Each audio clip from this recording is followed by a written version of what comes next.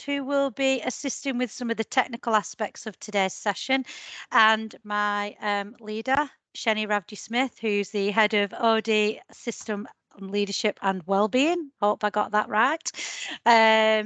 So yeah, welcome. Happy World Menopause Day. This is a great kind of celebration event, really. We've got lots of things that will hopefully you will find interesting and you will enjoy the session. We're due to finish around 2:30. So hopefully you've got the time penciled out and you can stay for the whole session, hopefully. Just a little bit of housekeeping before we start. So if possible, keep your microphones on mute just to avoid any feedback noise and things like that while the presentations are underway. We do want to have your interaction. So please use the chat function. There will be an opportunity for Q&A at the end, so we would welcome your voices in the room as well. Cameras, yeah, please leave them on if that's all right. If it's a problem or you don't want to, absolutely not a problem either. I will be keeping an eye on the chat function as we go through, so hopefully we won't miss anything. We will be part recording some of the sessions. So for the first bit, that will be recorded. And then when we come to the Q&A, for obvious reasons, we will stop doing the recording then. We will be sharing slides, links, further information for everyone. So just sit back, relax, enjoy, be present. We're also going to be using the interactive tool Menti. So if you've got your phone to hand, that would be helpful. You can access it through your browser as well if you want to. You just go to www.menti.com, or you can scan the QR code when it comes on your screen, which is probably the easiest way. We will share the code that will come up on the screen as well, and we will share it in the chat when we get to that point. Finally, if you're a tweeter, we would welcome your tweets, so tag us in. Please use the hashtag World Menopause Day, GM Wellbeing, and then at NHS_GM, and at Balance Meno, and at Kath NHS. Got through that. So thank you everyone so much for joining us this afternoon. It's amazing to have so many people on this call, and we really want to make our places of work more able to explore the impacts of how menopause affects women in the workplace, and not just them but those around them as well. We are absolutely delighted to have Hayley, who I can see has joined us now, who's going to share her own personal account of premature menopause. We are also joined by Dr. Kath Monroe, who has got the most wonderful background. She is going to do a little presentation and then leave lots of times for Q&A, because we often find at these sessions that's what women want. We are also super excited to have Gail here from Balance, who we've been working with. And they're going to be providing a CPD resource that's going to be open to the whole of Greater Manchester Health and Social Care workforce. So we've got some training elements, and Gail is going to talk a little bit about that as well. And finally, we're able to announce that we've been collaborating with some of our GM partners across the system. So Wrightington, Wigan and Lee, the Christie and Bolton Foundation Trust, who've all come on board and contributed to the cost of this bespoke training. It's going to be of huge benefit to our staff. So thank you so much. And I just hope it's the start of a beautiful journey, you know, and how we can really take this stuff further forward. So big thanks, and it's been a great success story for us, and yeah, to continue the great work. I'll hand over to Shani, who just wants to say a few words, and then we'll go into the Menti. Wonderful. Thank you, Michelle. And just to continue the super gushing, I am a little bit overwhelmed at the volume and the number of women who are joining us today. We were just talking a little bit earlier on. It was about a year ago that we really started having conversations about making menopause one of our key focal areas. So for those of you who know about the Greater Manchester Wellbeing Programme, we focus on mental health, on MSK issues, financial well-being, and menopause has been a really big part of that work as well. So I'm so pleased that you're all here joining us today. Um, please do have a look at some of the Greater Manchester resources that we've got. So as well as and I won't try not to kind of give too much away because I'll let everyone kind of do it. We've got some wonderful resource that's coming into Greater Manchester in partnership with our colleagues at Balance. So please do have a look at that. We've also got all of that shored up by the work that's included in the Greater Manchester Wellbeing Toolkit. Have a look at that. We've got lots of really practical kind of templates, tools, things that you can use with your line manager, how to have good well-being conversations, all of that stuff. And that's open to everyone who works across our health and care workforce in GM.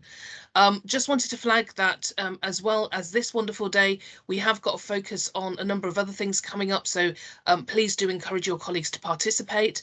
We've got World Mental Health Day, that was last week. We have got Men's Mental Health Awareness coming up in November. And then running up towards December, we're going to focus a little bit more on those areas and those subjects that can kind of create some sensitivities as we run into that seasonal period. So it's really, really important that we do that. I don't want to take any more of your time at all. Please do get in touch with myself, with Michelle, with Dawn, anyone in the team. If you've got any questions, any queries, if you're not sure where to go for support or information, this revolution that we're talking about, and it is a revolution about how we talk better about menopause and how we really embed it in what good workplaces look like, can only happen if we are collectively working together on this, because individually it can feel a little bit isolating and a little bit alone. So with my brain fog and my creaky knees and everything else that goes on with my perimenopause, I'm going to let you get on with the rest of the event. Please enjoy, and please do remember to give us your feedback as well, because this work is only as good as the feedback that you give us. So back to you, Michelle. Thank you. Thanks, Shani. Okay, Dawn, you just want to pop the Menti up? We just got a couple of questions just before we get underway and hand over to Hayley. So it's www.menti.com. Dawn has got it on screen now. Yep. QR code is just there, and the code to pop in is 38746853, and you can see it just at the top of the screen. I can see that lots of people are joining, sending those love arts up, so that's brilliant. Lots of people getting in there. So we'll just leave that on for a couple more seconds just to let everyone get onto it. Yep, lots of people joining that. Brilliant. Right. Perfect.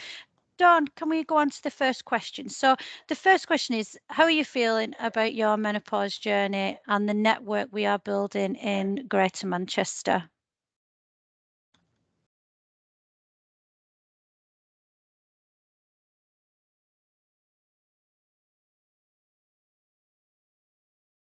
Positive, excited, inspired. Good stuff. Reassured, confusing, included. Perfect. Fantastic. Positive.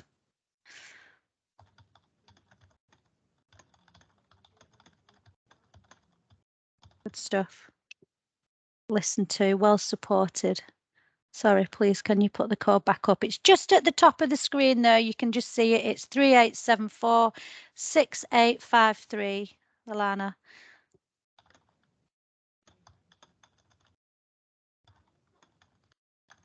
Oh, lots of good health anxiety control of my menopause. Just starting out, grateful. So there's quite an emphasis on positive and supported and excited. So, and at last, yeah, of course, isolated, lost, optimistic.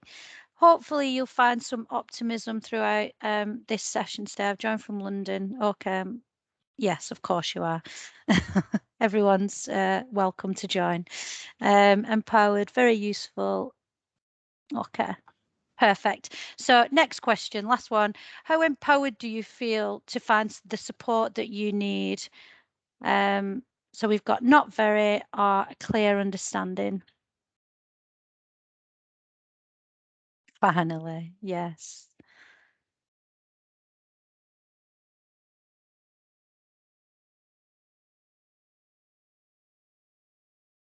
See that going up. So just slightly over halfway. Half and half, as they say in Wigan. Sorry, I'm late. No worry, Alison. We're just going through the Menti, so we've not missed anything. Just the introduction, really. Right, perfect. We can leave that open anyway, but I'm keen to get started. So, Dawn, we can take that down. And without further ado, I'm going to hand over to Haley, who is going to talk about her own personal journey of menopause. So welcome, Haley, and thank you for being here today. Hello, everyone, for asking me. So it's just so nice to see that everyone's sort of coming on board slowly and surely with this. So hopefully by next year it'll be in a lot better place and more recognised. Okay, so I will start from the beginning really. I was 12 years old. I started my periods, and everything was going fine for about a year, and then they just stopped. And I didn't really think much about it because you learn about periods at school and learn that they can be irregular. So I just thought, oh, I'll give it another couple of months and then I'll mention something to my mum. And then I started suffering from really bad hot flushes, night sweats, your typical menopause symptoms, really, the ones that most people do associate with menopause, but a lot of ladies don't necessarily get those symptoms. Lack of concentration at school. I'd be sitting in class having a hot flush and I just was like, what is going on? So I said to my mum that I felt weird.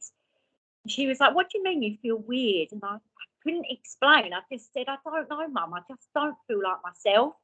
I was like, I don't feel ill, but I just don't feel right. So then my mum said, right, I think we need to go and see the doctor. Because obviously I had told her that my periods had stopped. So we went to the doctor, and this is one thing I'm really, really grateful of, that my doctor back 27 years ago listened and actually said, you need some blood tests. So I was referred immediately for bloods, and we then received a letter saying that they wanted to see me in gynecology. So we knew something wasn't quite right. And I went to that appointment on the day, say with my mum, and went in the room, and it was a day that I will never forget. More so because my mum's reaction rather than mine, because at 14 years old, I didn't have an absolute clue what they were saying. They basically just said that I have had my menopause, that I only have one ovary, and that the ovary that I have, because I'd had a scan as well, and the ovary that I had no eggs in it. And the main thing that I heard them say that day was that I was infertile, basically. And my mum was absolutely bawling her eyes out, and she was saying, is this something I've done? Is this something I could have prevented? And I'm like, Mum, it's okay. I'm all right. Like, stop crying.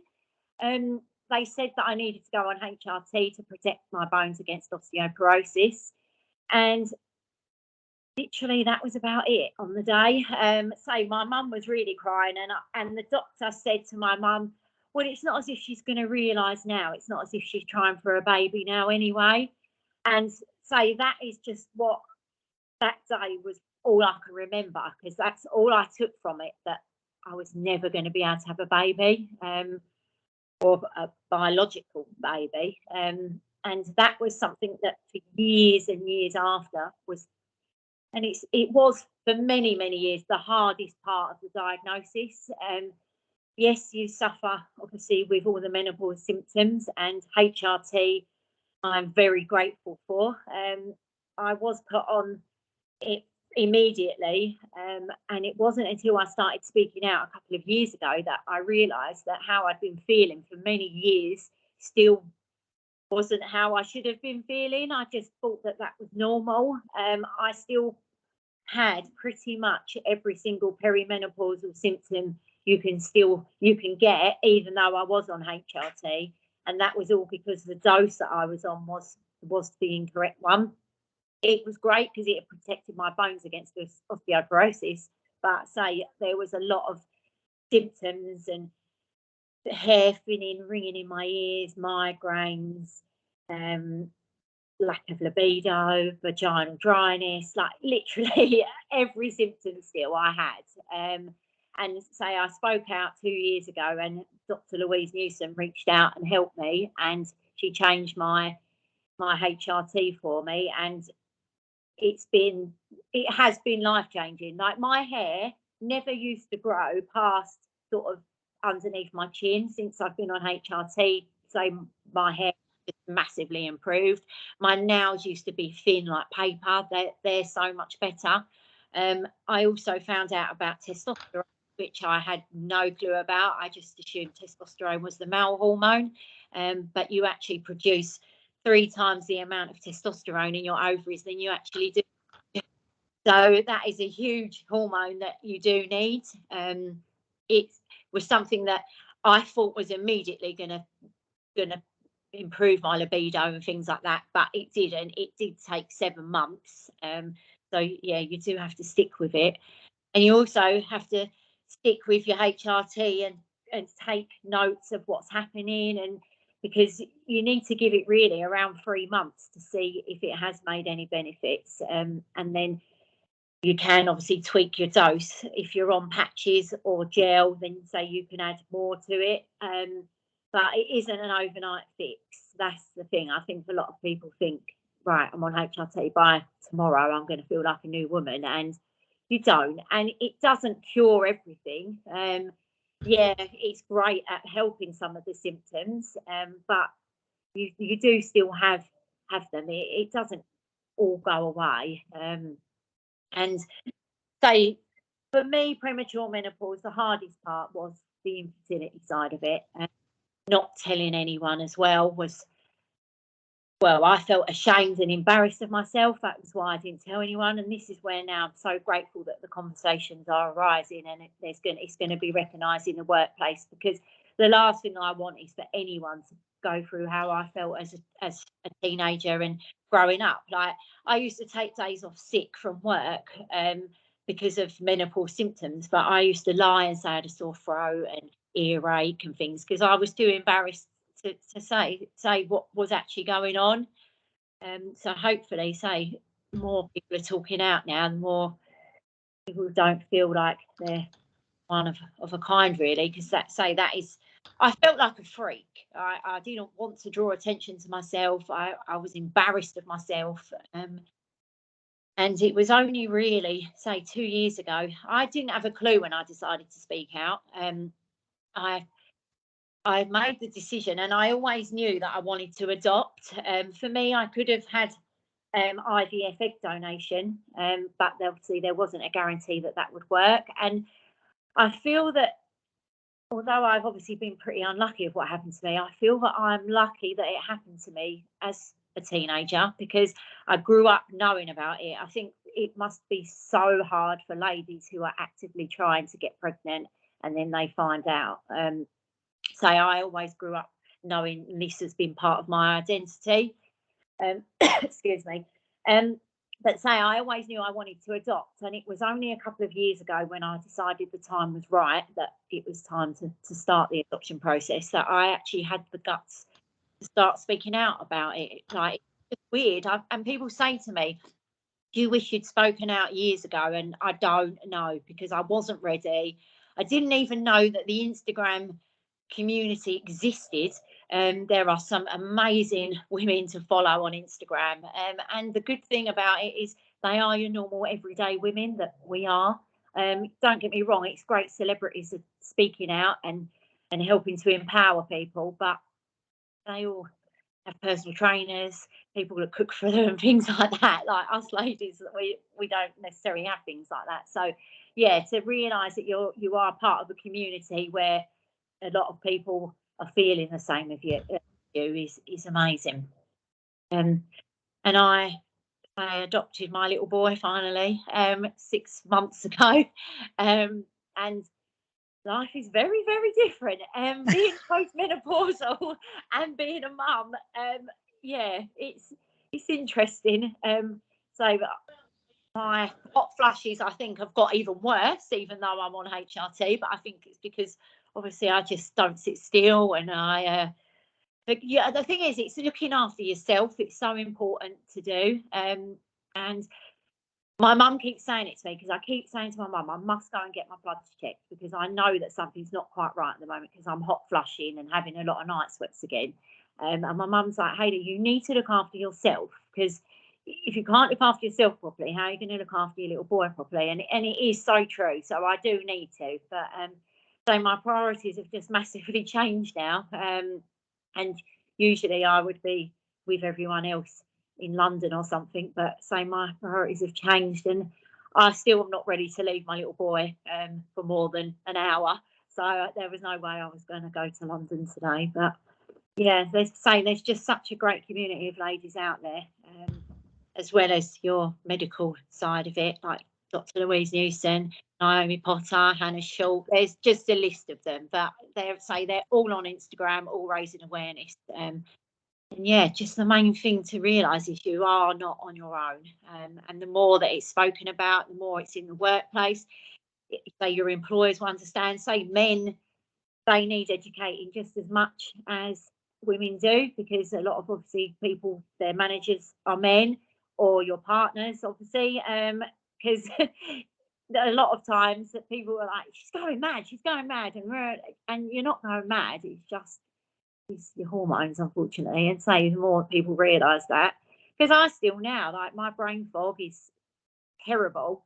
I always say that you definitely do not need to give birth to a baby to have, like, my, what is it, baby brain as well as menopause brain. It's just some days it's so bad. Like, I can't believe that I should be heading towards getting a diagnosis of dementia, I think, the way I am at the moment. But but yeah, it's like, say, my life has massively changed now, but I wouldn't change it obviously for anything. And now I am grateful. I can't believe I'm even saying it. I'm grateful for what happened to me, because it has now led me to my little boy, basically. Thank you so much, Helen. We've got some lovely comments in the chat, just saying thank you for sharing your amazing story. Congratulations on your adoption. And just, it's not an easy thing to come on and speak as open and honestly as you have done. And yeah, I would agree with that. It's very moving and very inspiring. So thank you so much. We are going to have a chance for some questions in a little while, but I think what I'd like to do is hand over to Kath for her presentation, and we can just kind of keep the questions to all come at the end, if that's all right. And if there's any, are you okay to hang around, Hayley? Are you Yeah, that's able fine. to? Perfect. I'll take Yeah. my everything now. But also, if anyone wants to follow me on Instagram, so I'm very active on there. My handle is at Menopause 14. But if Perfect. anyone wants to send me a message privately on there, then Yeah. I'm happy to do it as well. Just pop it in the chat, Hayley, Yeah. and then people can access it should they want to. So perfect. Thank you so much for coming on today. Very inspiring young lady. Thank you. So yes, what I'll do is now hand over to Kath, who is going to go through her slides and talk a little bit about that premature ovarian insufficiency as well. So as I said, I'll keep an eye on the chat for you, Kath, and then we can do a bit of a commentary between us if we get lots of stuff coming through. I'll just try and manage it. Thank you. And I know Hayley's gone off camera, but thank you so much. How do you follow somebody that gives a real life story about things? And yeah, really thank you. And now I'm going to do a really boring medical presentation. But hopefully I'll give people a bit more information. And those 3 words that we started with, I think I'm feeling inspired, I'm feeling encouraged, I'm feeling really positive. It's just so nice to hear other people's stories and to be part of You know, I've moved out of Greater Manchester. I'm not quite sure who's been on here before, but we started having conversations, didn't we, when I was working in Stockport, working and living in Stockport as a GP, and I've moved up to my photo behind me, just south of Kendal. So I'm now in the countryside and working in Langston, South Cumbria. And dare I say, I don't think there's anything like this happening in Langston, South Cumbria yet. But so it's just inspiring to be part of a team that's so forward thinking and so progressive. So thank you. And thank you for inviting me back to speak. I think Hayley mentioned about men and educating men, and I'm sure Michelle will say later, but we've got plans, haven't we, to talk to men about putting the men in menopause and making sure everybody's informed and engaged. So yeah, so I've done several talks over the last year, more general than this one today. I've been asked specifically to talk about premature ovarian insufficiency, so early menopause. Hayley, Dawn, do you want to put the slides up if that's all right? This is where I show my brain fog and start mixing everyone's names up. But yeah, so I'm going to talk specifically about premature ovarian insufficiency and also surgical menopause, but generally early menopause, and the kind of things that probably, well, we all should know, but also they probably puzzle and scupper our GPs that we might go and see, or the people that we talk to. You know, the things, I will come on to this in the slides, but the things like having a blood test to just see if you're at, you know, if it is menopause, that just is a confusing thing to do, because you can have all the symptoms and benefit from treatment, but without any of the blood test abnormalities. So it's a confusing place to be, the whole of menopause still, but it's improving, isn't it? And education's improving. Part of the reason I've been so keen to do these talks, and also doing talks locally now where I am, is because I think people get cross with their GPs for not giving them the right advice. But I guess what I'm trying to do is make sure people are empowered and know what to expect and know what to ask and what to say, so that you can help lead your clinician that you see in getting the right treatment for you, rather than getting angry, you know, because or frustrated. I think, you know, empowerment is definitely the key to sorting things and getting things better. So can I have my next slide, please, Dawn? Just to say, while Dawn's moving the slide on, so I'm a GP now up in Kendal. I work 3 days a week as an NHS GP. I am doing a day a week for Newson Health, but not talking as a Newson Health clinician today, but clearly with all the expertise I've gained working for them for the last 4 or 5 months. I'm doing so much menopause work in my day-to-day practice, but I'm also trying to set up things like menopause cafes. I'm developing links with really inspirational women around the area here. People doing yoga, people doing counselling and coaching, people doing all sorts of wonderful things. And so anyway, I will move on because I know we're short of time today, and I've been used to kind of an hour to talk, and I've got 20 minutes. So give me a nudge if I start waffling. But yeah, anyway, here we are. So what is menopause? I'm sure we all know that, all 127 of us on the call. So men's is monthly and pauses is cessation. Menopause itself is when your periods end. Perimenopause is the phase leading up to that. And postmenopause is 12, it is what happens, or what's the proper definition is 12 months after your last, after menopause, and menopause is 12 months after your last period. The symptoms of menopause come because of hormone fluctuations mainly. Do you want to move on to the next slide, Dawn? So the average age of menopause is 51, but those symptoms can creep up for a heck of a long time before. The average is 5 to 7 years, but I think I see women who are experienced or have been experiencing symptoms for many, many years. And so, I mean, I guess the other thing to think about when we think of that average age of menopause is that that's only 50% of women will have their menopause before age 51. And we know that menopause under 45 is super common. I mean, I think 1 in 100 women under 40 with premature ovarian insufficiency, so that's menopause occurring under 40, is still quite a big number and surprising. And 1 in 1,000 women under age 30. So, you know, and as Hayley's talked about, where there are girls in their teens experiencing menopause, girls in their 20s, and I guess all the more confusing. I think Hayley articulated some of that, you know, but and also I think what really struck me about what Hayley said is it's not just affecting her, it's the family around her. So her mum and the experience of her mum going through that, going through finding out that her daughter had that as well. You know, these are massive, big things to think about with different implications for people at different times in their life. Next slide, please, Dawn. So those that have heard me talk before and those that have done reading will know that menopause is something that affects you from the top of your head to the tip of your toes.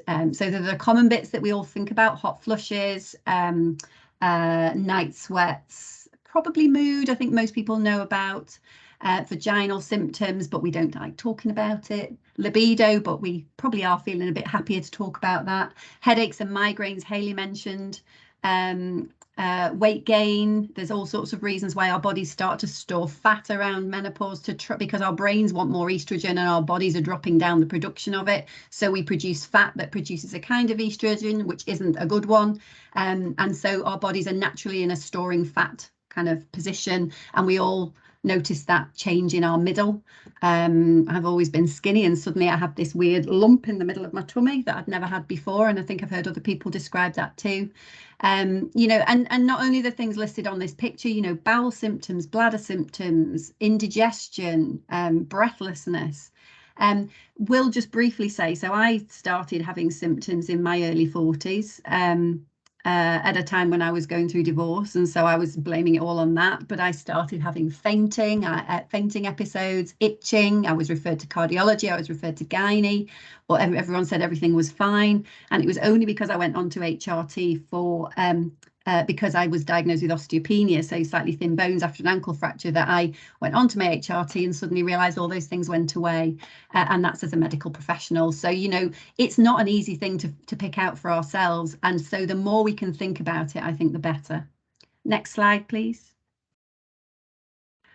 So particularly, I'd been asked, as I said, to talk about premature ovarian insufficiencies, and that is diagnosed or that is defined as something that happens when people have menopause under age 40.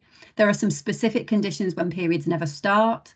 So genetic causes, something called Turner's syndrome, something else called Fragile X. And then there are those that who go through it that have a family history, so secondary causes, family history where others have had early menopause. I guess links to other autoimmune conditions are something that we have to think about and test for. So people with underactive thyroid, people with something called pernicious anemia that leads to B12 deficiency, people with rheumatoid, people with vitiligo, so you're losing pigment on your skin, or baldness, and those kind of things are all associated with an earlier menopause and our ovaries deciding to wind back sooner than expected. The obvious dramatic one is having surgery, having a hysterectomy with or without ovary removal. So if you have your ovaries removed, clearly you've lost your source of estrogen and testosterone, and will tend to get more dramatic symptoms as a result of that. If your ovaries haven't been removed, still they will start to wind down usually earlier than they would have done if you hadn't had the surgery. So quite often people will go through an earlier menopause as a result of that. And then the other big one is people being diagnosed or going through menopause as a result of other treatments, other medical treatments for things such as cancer. So chemotherapy can cause problems, radiotherapy can cause problems. So cancer treatment in general is something that can obviously influence the age that we go through menopause. Next slide, please. So how do we know if it's early menopause? And this is kind of what I was talking about before. So surgical and cancer treatments, there's no real need for tests. I think the symptoms are the symptoms, and this is where we need to start thinking about individualized approaches to managing things. There isn't a, you know, go on this, which I guess Hayley was kind of describing, go on this treatment for the next 40 years or for the next however long, that'll sort you out, off you go, because quite often it's not right. You know, you need your own individualized plan, and that is something that I have learned a lot about working in menopause in the last few years. So there's no book that tells us necessarily what the right dose is. It's finding that right dose for each person if it's about HRT. Otherwise, if you've not had your ovaries removed, there's something about changes in periods for greater than 4 months. So that's something that people, you know, and that might be less regular, it might be heavier, it might be some heavy, some light, it might just be very, very different and hard to keep track of. You might find, and we see this quite commonly, not just in premature ovarian insufficiency, but people in perimenopause, fluctuating symptoms, so good weeks and bad weeks, often feeling much worse, kind of PMS symptoms, so premenstrually, feeling very, very unwell or anxious, or just generally bloated, and other symptoms such as that, which can be relieved to begin with by the period coming, but then that period, the duration of those symptoms tends to get longer over time. So it's just again being aware of the kind of things to expect and what might be an early sign of things changing. Next slide, please. So the tests, kind of in diagnosing premature ovarian insufficiency, this is what I was kind of touching on to begin with. So there are some specific things that I, as a doctor, should be asking about. I should be asking about other health issues. I should be asking about family history. Those under 35 that have gone through menopause should probably be offered genetic testing to look if there is anything that's making them more likely to go through menopause at an early age. The hormonal blood tests are the diagnostic bit, so 2 raised, what's called an FSH, 2 particular blood tests at the start of the cycle if possible, although it doesn't need to be then, that are raised on 2 occasions, can give a diagnosis of menopause. The reason that isn't always reliable is that sometimes that blood test will be high, sometimes it will be low when you're in perimenopause. And so I think there is often false reassurance from that. It is important to make a diagnosis of premature ovarian insufficiency, but that doesn't mean we should be sitting waiting while people are feeling terrible. You know, we should be thinking about getting people treated and making the diagnosis latterly if needs be. There are particular things that women going through early menopause are more at risk of if left untreated. So particularly osteoporosis and cardiovascular disease. And these are the reasons why we need to be thinking probably more towards HRT for this group. But it's also important to do regular annual tests on the thyroid because of things like family history of thyroid disease and also diabetes tests. But importantly, women going through early menopause are at risk of osteoporosis, so bone thinning and fractures. And so a baseline DEXA scan is really important. And that's a particular kind of scan which doesn't expose people to big amounts of radiation, but will tell us kind of where we are on our bone journey, if you like, and how at risk we might be. And as I say, that's the thing for me that pushed me to go on and go on to some HRT. I think it's important, as I said, to just make sure that we're focusing on symptoms and not necessarily on the test, but there are tests that need to be done regularly to monitor things. Next slide, please. As I said, other things to think about are those increased risks. And obviously, and Hayley touched on this quite significantly in her talk about ovarian function and fertility. Obviously for people going through menopause very early and in their teens, for instance, we need to think about ovarian preservation if that's possible. But it's always worth bearing in mind for those maybe that haven't started a family and start to go through approach perimenopause and develop symptoms, is that there is a still 5 to 10% chance of pregnancy at that time. So women start to worry that, I might not be able to have a baby, but actually there are still reasonable chances of getting pregnant in the right circumstances. And sometimes going on to HRT will kickstart things a little bit and make that more likely. So yeah, important things to think about, and important implications and ramifications of menopause that perhaps we still aren't particularly good at talking about. And I would garner probably quite a lot of my clinical colleagues don't necessarily think that broadly because we're focused on treating what's in front of us. Next slide, please. So approaches to management, and I've deliberately put HRT down the list because I think it's really, really, really important that anybody midlife or going through these changes, because of the implications on long-term health, think first and foremost about lifestyle, think about increasing activity, thinking about reducing alcohol, thinking about stopping smoking and looking at diet and looking at processed foods and ultra processed foods and the things that we can change that are within our gift. And I think what I see quite frequently with women going through perimenopause is you lose the motivation, and it's just so difficult to think beyond your day job, let alone start thinking about looking after yourself. And I think Hayley touched on, I really do need to, a mum prompting you, and you've got to listen to the people around you to be saying, look, what can you do as well? Those annual health reviews are important, as I said, for bones we need to think about, but also for cardiovascular risk, so heart disease and stroke risk and blood pressure and all of those things. So it's important to get your checks and keep those going. As we mentioned about fertility, it's important to think about fertility preservation. HRT is also really important, for those people going through menopause early who can have HRT, and there are specific examples. I don't know if anyone was on the Louise Minchin presentation that was at 12 o'clock today, but there was a collaboration between BMS and ITN, I think, with some talk around HRT and other options, and really that talked a lot about other options, including talking and sharing experiences. But HRT is really important because it's been shown to reduce the risk of cardiovascular disease, bone osteoporosis, bone thinning. It's improves cognition, so it improves brain function, which is a big thing that we should be thinking about today as well. It improves mood. It reduces the risk of dementia, we now, I think, can say confidently. So there's lots and lots of benefits to HRT, and for many women, not everybody, but up to the age of 51, the vast majority of women will find that the benefits far outweigh the risks. Psychological support, I'm recommending more and more, because anxiety is such a big part of menopause and perimenopause. CBT is particularly important to think about, or at least mindfulness, yoga, relaxation, time for self, all those things, that mindfulness, that walk that I did this morning with that photograph behind me, just taking a moment to enjoy what's around us and forgetting what else is going on and the rest of our days, just to take that time for ourselves. Next slide, please.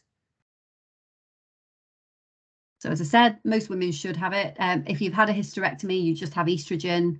For women with a uterus still, estrogen and progesterone are the two important components. It's aimed at symptom relief, but it's also aimed at that risk management, as I said. Can I have the next slide, please, Dawn? So again, transdermal estrogen can be given through the skin. Gels, patches, sprays can be given to women with a history of clots, liver disease and migraine without worry. However, for those women that have had perhaps a clot in the leg or a particular liver problem or migraines with the wiggly lines, it's absolutely worth your GP seeking extra advice if relevant. So sometimes it might need to someone to speak to a haematologist, so a blood specialist or a liver specialist, to just share that decision making. With not just share the decision between the clinicians, but share that decision making with us as individuals.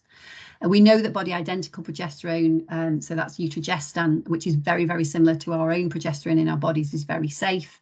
And we know that Mirena coil is a great local progesterone, so something that will just sit in our womb and provide the protection there, which is what the progesterone is for. Can we go to the next slide? I've managed to get that. It's always been blurred when I've had this on before. I'm really pleased to say that it's in focus today. Because I think there's some important stuff to note on here. So 23 per thousand, this is age 51 to 59, although I'm proud I've got it on, I've chipped the top off it, but 23 per thousand cases of breast cancer over 5 years in women age 51 to 59. If you skip to the yellow kind of second line, third line down, fewer cases in women on estrogen only HRT, which I think still feels weird to be saying as a clinician that's grown up in a time when HRT hasn't been something that we were recommending generally in the past. For women on combined HRT, what it's saying is that it increases the risk by about 1 per thousand per year. Now that's old evidence, and it's not so much based on HRT where you have a Mirena coil, and not so much based on HRT with Utrogestan. The studies are growing, but it looks like where we have Utrogestan as our progesterone, it probably at worst doesn't change our risk. So all those things about you can only have HRT for 5 years, or you need to stop it because there are a lot of reasons why you don't need to stop it as well. And the bit for me that I think that it's the next lines down, so underneath where we start with the alcohol, if you drink alcohol more than two units per day, so more than the recommended 14 per week, that increases your risk by 1 per 1,000 per year, actually slightly more than combined HRT, and that's all that mixed evidence in HRT. Smoking increases your risk. Physical activity, 2.5 hours moderate exercise per week, and a brisk walk is enough, reduces your risk by 7 over that 5-year period. And so, you know, there's big stuff that we can do, and why I think the lifestyle stuff is so important, and probably slightly missed in some of the public stuff that we hear talk about, because it's all been probably slightly leaning towards HRT as absolutely the big thing. It is big, but lifestyle is really important as well and shouldn't be ignored. And I'm skipped over, but I'll go back to weight is important. A BMI over 30 increases your risk, doubles your risk of breast cancer. And, you know, it's a hard thing to talk about that, I think, for people that are struggling with motivation, feeling generally rubbish, to start saying, well, you know, and also you need to do something about this. But I think the way to do it is to think about, you know, get yourself feeling better first, and then focus on getting yourself as fit as you can be to manage those longer term risks. Next slide, please. I wanted to talk about vulvas and vaginas because I think it's important too, and we don't do this enough. And where, you know, it's really easy. Hayley thankfully was talking about this, about, you know, how libido and about dryness. We should talk about it. Don't ignore it. It's something that is so easily manageable. So whether it be dryness and soreness, it could be skin changes, it could just be discomfort on intercourse, but it could be prolapse. It can be urinary symptoms, which I think a lot of GPs maybe don't realise how important estrogen is down there in managing urinary symptoms. And it's really easy for us to put people on medications that cause side effects of dry mouth, dry eyes, and all sorts of other things, when we could be thinking about estrogen much more. You know, managing those water infections that we've never had before, or may have had 1 or 2 and suddenly getting more. So really important to talk about, and really important to know that if you're having treatment, you can have local estrogen, whether or not you're on other HRT. Local estrogen is more and more being accepted as something that we can definitely have safely. The absorption into our system is minimal, and I can't remember the actual figure, but it's teensy. And so I was on a talk the other week with a lady that just said, fill those vaginas with estrogen, absolutely fill them up with estrogen, because it's almost a why would you not? If you've got symptoms down there, make sure you talk to your GP about them, and make sure you get on some treatment for that. Next slide, please. As we said, there we go. So vaginal estrogen, don't put up with it. There's a whole range of things that you can have. The one in brackets, intrarosa, is, I don't think, available widely on the NHS yet, but it is coming. It's available privately, and it is definitely available some places on the NHS as well. But it's something to mention. If you've been on estrogen and it's not really done what you wanted it to do, there are also the non-estrogen things if you want to add them in or have them instead, or if perhaps you've been told you can't have it. Vaginal moisturizers and vaginal lubricants are really important as well. There are really good websites for where you can get much more information about some of this, but also, you know, I'm going to say sex toys as well, not so much for the toys, but for the using where you might feel sore or scared of intercourse. There are things that you can get that can help down there, that can help open things, help make things more comfortable alongside estrogen or alongside moisturizers. So I think we just need to be more open to talk about that kind of stuff, and more and have that information much more widely available. Pelvic floor exercise, don't forget, we all do forget. When I talk to a patient about pelvic floor exercises, I find myself doing them then because I've forgotten for the previous 2 weeks or whatever, but really important. They do help alongside estrogen if possible. Next slide, please. Sex drive, we said we'd talk about it. Ovaries produce testosterone, as Hayley rightly said, lots of it. POI, so premature ovarian insufficiency, results in more than a 50% reduction in our testosterone levels. If HRT, so if the estrogen and progesterone doesn't work, it's likely that testosterone might be needed as well. I'm sure most people will know about the testosterone treatments available. Most of them are male testosterone given in female doses, but there is a particular one called Androfen, which I normally have sitting around in here, but I haven't got it. But it's just a tube of cream. I think my experience, if I'm super honest, is that it's not that much easier to manage the androgen, the female testosterone, than it is the male testosterones. So the NHS available ones at the moment are absolutely fine. It's just that we have to adapt and adjust the doses slightly. But where they work really well. They don't work for everyone. I think Hayley said it took 7 months for her to feel the benefit. I think that's probably, some people feel it straight away, but others it will take a little while. If you've not had any benefit from it after 6 months, we tend to say, Kate, come off it, because you're probably not going to experience much benefit then. There are implants as well, but we're not going to touch on those now. Next slide, please. For those that choose not to have or can't have HRT, don't despair. There are some really good options, but it needs to be an individual decision, bearing in mind risks and benefits of HRT and of other treatments. So non-hormonal treatments, there are available for mood, for sweats. There's some really good treatments available, and I've got some patients that have had really fabulous outcomes from non-hormonal treatments. And there are people that choose not to have HRT, and that's fine too. I think where we really need to get to is that lifestyle is really important. Talking therapies are really important. Coaching can be really helpful.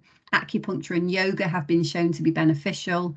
And also friendships, things like this, starting conversations, menopause cafes, having places where people can gather and just talk about their experiences without it being a medical presentation or whatever else, supporting each other, talking together, activities together. Wild water and cold water swimming, there is evidence growing of the benefits of that. Can I have my next slide? I'm coming towards the end. So this is my experience of what I'm the one with the orange belt round me at a place called Potter Tarn up just north of Kendal. I don't like swimming. I can swim, but not very well, which is why I've got the big float. It was freezing cold. I had proper neoprene socks on to try and help. But wow, to get in that water, and I know not everyone has a kind of ready access to a tarn to be swimming in, but to get in that water and experience nature from down there and looking up, wow, just amazing. So one of and that's my mother-in-law. She won't thank me for sharing this photo with 128 other people, but hey, never mind, I've not asked her. Yeah, so wild water swimming, lots of people seem to be doing it up here. It's probably not something that everyone else is doing everywhere else, but is something that is really lovely and a really nice experience, and it has been shown to help with menopause symptoms. So yeah, that's the end of my presentation. Thank you to everybody for listening. I hope it's been helpful, and hopefully the questions and answers will bring up some of the things that might have been raised through my presentation. And I guess it's just my little we can do it. You know, we can do it. Think of the progress we've made in the last year, and I think just to be able to engage that more and talk about this more openly, talk in our work settings about it, share with our men, friends, colleagues, relationships, and whoever else, just share our experiences. I think it's brilliant anyway. So thank you everybody, and I will shut up and hand back to Michelle.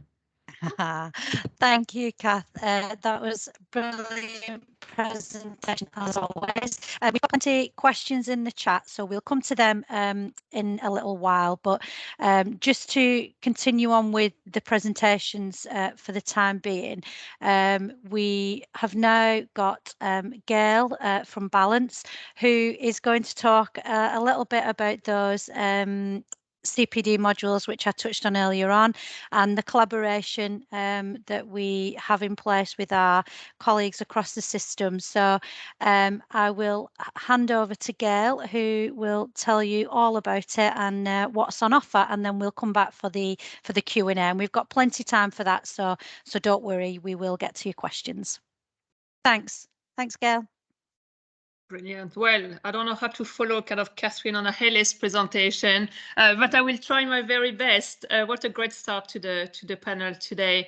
So my name is Gail. I'm working for Balance, obviously the app that's been founded by Dr. Louise Newson. And today we're going to take a little bit of a stance on the kind of working environment and the menopause. So how to create and work in a menopause confident organization. And before I move on to, you know, all the great stuff that we are doing here with Greater Manchester, I'm just going to take a step back. And tell you that the latest report from the World Economic Forum states that it's going to take 267 years to close the gender gap in economic participation and opportunity. 267 years. And this is mostly due to the fact that time and time again, the representation of women are, the more the seniority is kind of underrepresented, the higher the level. So for example, as you can see here on this graph, on a C-suite level, only 25% of women are represented. So when I met Dr. Louise Newson about 2 years ago, I came from a big corporate company, and I was one of the very few women on any board, and I've always wondered why. And it's only when I met Dr. Louise Newson and he was explaining to me all the patients she was seeing in her clinic, day in, day out, explaining that the symptoms have had a huge impact on their life, but also on their career, that I realized that actually there might be a correlation between both. So we started to look at data. Say, how can we get data? How can we prove the case? And I'm delighted to share with you some data that you might have seen already that's been presented at the Royal College of GP conference last year. And since then, many other kind of research have been done showing the same sad truth, that menopause symptoms, untreated menopause symptoms or undiagnosed menopause symptoms or delayed menopause treatment actually definitely has a big impact on the workplace. So you can see on this data here, 59% had taken time off due to their symptoms, 18% were off for more than 8 weeks, 50% resigned or took early retirement due to their symptoms. 21% did not go for a promotion they would have otherwise considered, and 12% resigned. Yeah, well, sorry to interrupt. I think you might need to put your slides on full screen. You just can see the you other can slide. see. Yeah. I can see. So let's Sorry to interrupt. Sorry, I went on this. Just Is in it front. better? Yes, that's it. Thank you. Well, especially they're not real nodes, there's some just random stuff. So there we go. And all of this has an impact, And we've recently kind of released a formula in which we calculated the cost that, you know, all these talents leaving the workplace or having absence, the cost to the economy is 10 billion pounds. But for organization like the NHS, you know, this is a silent problem. This is not easy to see, because we know that over 1/3 of people who had sickness certificate issued for their menopausal symptom didn't have menopause on their sickness certificate, but anxiety or stress documented as a reason. So it's very, very difficult for organization to understand the size of the problem. So what can organization do to help? And I think we've got an amazing example here in this group of how to do, you know, things right. Find your champion and create a task force. I think, you know, this is very, very clearly what we can see happening here within NHS Greater Manchester. You know, change the culture and remove the taboos around the menopause. I know there's a lot of work kind of going on. I've attended a few of those groups, and it is exactly the right thing to do. And then the next stage into that journey is really to provide menopause education for all, so that together we can create a menopause confident organization. And I'm delighted to announce today that we will be, that NHS Greater Manchester Integrated Care and Shani, Michelle Maloney have been really instrumental in kind of coming up with this idea to offer the CPD certified course to absolutely every single employee of all those trusts that I have listed here, including Christie, Bolton, Wigan, Wrightington, and etc., etc. And I'm going to take you through what this training entails here. So as you're going to be given either through your, you know, the link, I think, and the information will be shared later on today after this this presentation, how to access. But basically, when you will get the link to access, you'll be given a password. So this is a page just for us, this page where we have the modules available for all of the employees. So you're going to enter your password, and you're going to come to this page, giving you a little bit of introduction. But what's really important is all the modules that are coming after that. So there are 6 different modules. The first one is by Dr. Rebecca Lewis.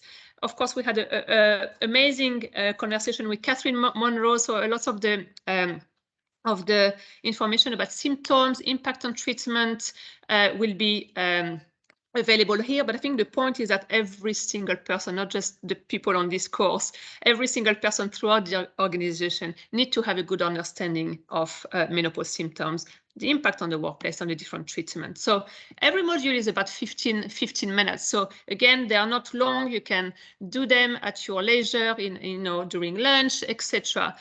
So they are not too long and very digestible. We also have created takeaways. So after each of the little lessons and module, we have also the key points to keep in mind if you want to make sure that you have the key points available. The second point, as we've actually discussed today already, is about mental health and menopause, and how fluctuating hormones, mood change, and emotional challenges are very common during the menopause. And Sarah Ball, one of the Newson Health doctor, is leading this module. Then moving on to the next module, we are talking with Dr. Rebecca Lewis and Sarah Davis, who's doing a lot of work within corporates. Menopause in the workplace. Again, how do the symptoms affect menopause in the workplace, especially anxiety, brain fog, etc., etc., and what can be done in organization to support colleagues. The Model 4 has been done especially for our male allies around here. I don't know if there is any. I would like to see some people waving if we have a male allies in this group today. But we've created this module talking about why men should know about the menopause, and David Wilkin will explain to us how he's become an ally, how he's got informed information about the perimenopause, and how he's been able to support and be a force for change in his whole organization as a male ally. Then we've got a module by a lawyer. So Jenny Aerosmith from Irving Mitchell, employment lawyer, again, is going to talk to us about why it is important for everyone to understand what are the legal implications of not taking the menopause into account. Well, as you might know, the menopause is protected under 3 different inequality characteristics. So it's very, very important that everyone in the workplace understands understands that part. And it's not a course, it's not a lecture. Jenny really talks about different case studies and really gives very top tips on how to have a conversation and what to look out for. And finally, and I think Catherine very eloquently talked about the importance of well-being. So we have the final module, which is led by Dr. Louise Newson, also our nutritionist Emma, and specialist yoga person Lucy, who are talking about how can you bring in kind of nutrition and exercise within your busy work life. So this is the 6 core modules, and we thought, after we had lots of feedback, we thought we'll actually create another little part of the module. It's only a few minutes long, this one, but we thought we'd create a manager-employee dialogue scenario. It's, again, all and good for everyone to understand, the impact on the menopause, the impact on employees, the impact on your colleagues. But actually, when you're asked to go and have a conversation, maybe it's another kettle of fish. Say, okay, I need to have this conversation with my manager, or the other way around, I need to have a conversation with one of my employees. And how do you do that? It can be quite daunting. So we've used 2 amazing actresses, and they're telling us and showing us in that module how it's done. So have a look at this one. This is one of my favorite module. And last but not least, we thought it would be very important, not only for you to hear about experts and doctors and specialists, but also to hear about other women who have gone through difficulties within their work experience, and where have they sought help? What advice do they have for other women struggling into the workplace? And so we've got Julie, Donna, Jane and Faye, who are telling their story very eloquently.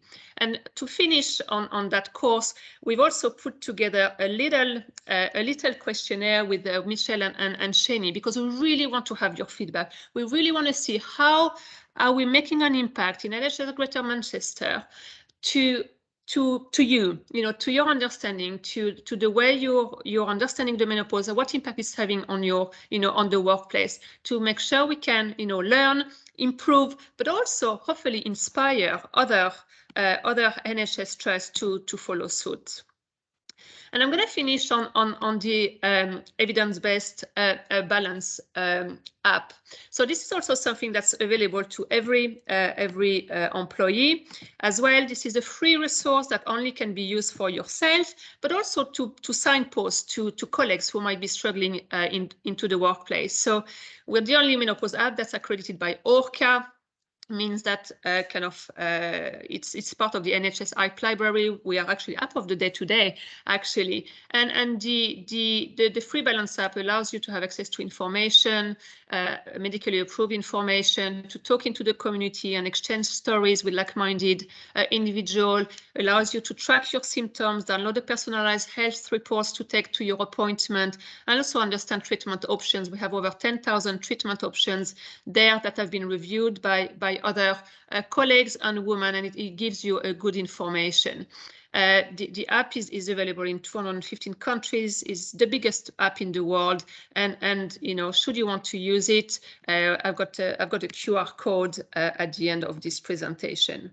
And just to finish, I really wanted to finish on a very, very positive note, because I believe that if we collectively, with yourself, organizations, doctor, healthcare specialists, us as at Balance, really we can really improve the awareness of the menopause. We can create a menopause confident organization. Well, not only we can allow more women to thrive in the workplace, but we can also create role models for the next generation. And only then will we be able to reduce the gender pay gap and create a more equal society. So I think it looks like a worthy mission, doesn't it? Thank you. And here is a QR code for you if you want to download the app.